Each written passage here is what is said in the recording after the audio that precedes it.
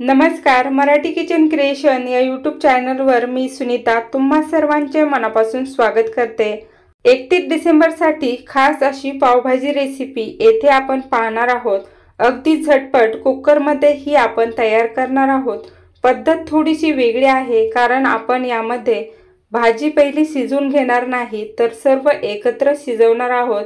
तर रेसिपी अगदी साधी सोपी आहे। तुमच्याबरोबर सर्व टिप्ससह मी शेअर केलेले आहे।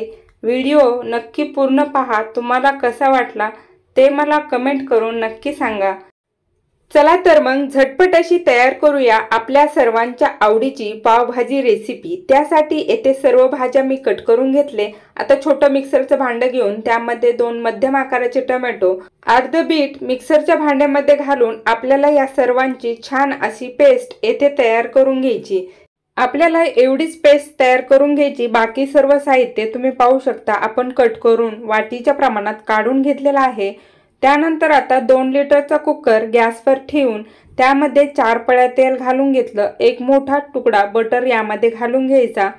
त्यानंतर एक छोटा चमचा जिरे येथे आपल्याला फोडणीमध्ये घालून घ्यायचे। तुमच्यासाठी ऑप्शनल आहेत। अर्धा चमचा हिंग, हिंगामुळे पावभाजीची चव वाढते। त्यानंतर 2 मध्यम आकाराचे बारीक कांदे येथे कट करून घेतले।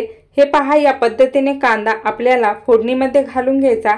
आता कांदा आपल्याला छान लालसर होईपर्यंत परतून घ्यायचा आहे। येथे आपल्याला कोठेही गॅस वाढवायचा नाही तर मध्यम गॅसवरच आपल्याला सर्व फोडणी येथे तयार करून घ्यायची आहे। हे पहा, कांदा छान लालसर होईपर्यंत येथे आपल्याला घेतलेला 1 वाटी फ्लावर आता बारीक असा कट करून घ्यायचा आहे। कांद्याचा कलर येथे हळूहळू चेंज होत आहे। हे पहा, या पद्धतीने आपला कांद्याचा कलर हळूहळू चेंज झाला।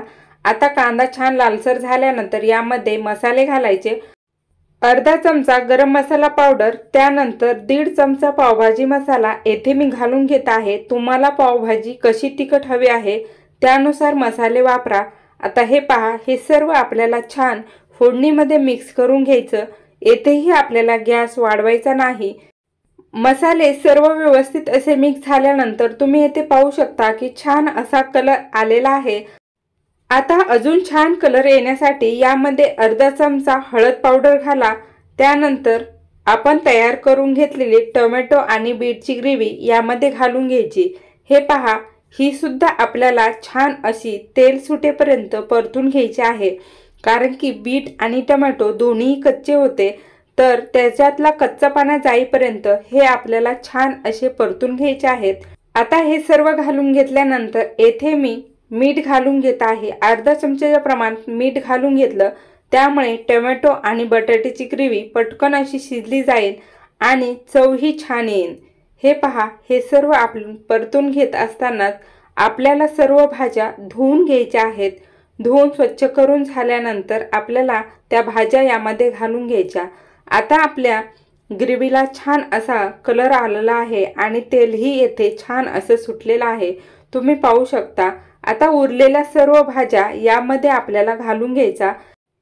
1 वाटीच्या प्रमाणात फ्लावर घालून घेतला, तो छान फोडणीमध्ये आपल्याला येथे मिक्स करून घ्यायचा।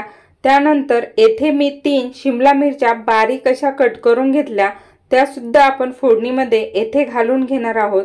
त्यानंतर 2 मध्यम आकाराचे बटाटे आपल्याला मोठ्या वाटीच्या प्रमाणात यामध्ये घालून घ्यायचा आहे। इतर भाज्या तुम्ही कमी किंवा जास्त प्रमाणात घालू शकता, पण बटाटा आपल्याला इतर भाज्यापेक्षा थोडासा जास्त घालायचा। 1 वाटीच्या प्रमाणात येथे मी ओला वाटाणा घातलेला आहे।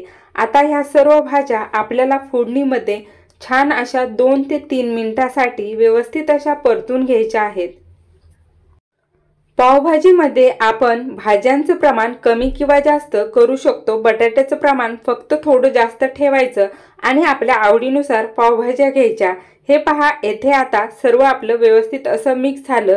सर्व भाज्या घातल्यामुळे मुलं आवडीने खातात। पावभाजी शिजण्यासाठी येथे 2 मोठ्या वाट्या पाणी आपल्याला या भाज्यांमध्ये घालून घ्यायचं। हे पहा, 2 वाट्या पाणी यामध्ये घालून घेतलं। आता सर्व व्यवस्थित आपल्याला मिक्स करून याला झाकण लावून कमीत कमी याच्या 4 शिट्ट्या करून घ्यायचं। 4 शिट्ट्या केल्यानंतर एकदा आपल्याला पावभाजीच्या भाज्या कशा शिजल्यात ते चेक करून पाहायचं। जर शिजल्या नसेल तर पुन्हा 1 ते 2 शिट्ट्या करून तुम्ही घेऊ शकता। येथे मी 4 शिट्ट्या करून घेतल्या आणि त्यानंतर कुकर पूर्ण थंड होऊ दिला। त्यानंतर आपण कुकर येथे उघडला आहे। अतिशय सुंदर अशा आपल्या सगळ्या भाज्या येथे शिजल्या आहेत आणि कलरही छान आलेला आहे। आता येथे आपल्याला पावभाजी बारीक किंवा स्मॅश करून घ्यायची। तुम्ही रवीने किंवा पावभाजी स्मॅशरने आपल्याला हवी तशी आपण स्मॅश करून घेऊ शकतो। येथे आपल्याला सर्व व्यवस्थित असं स्मॅश करून घ्यायचं आहे। हे पहा, अतिशय सुंदर अशा या सर्व भाज्या बारीक झालेल्या आहेत आणि तुम्हाला कशी कन्सिस्टन्सी हवी आहे त्या पद्धतीने तुम्ही पावभाजीतल्या भाज्या स्मॅश करून घेऊ शकता। या पद्धतीने बारीक झाल्यानंतर आता आपल्याला हे बाजूला ठेवून येथे एक तडका तयार करून घ्यायचा आहे। अतिशय सुंदर अशी पावभाजी आपली येथे तयार झाली। आता ही बाजूला ठेवून देऊया।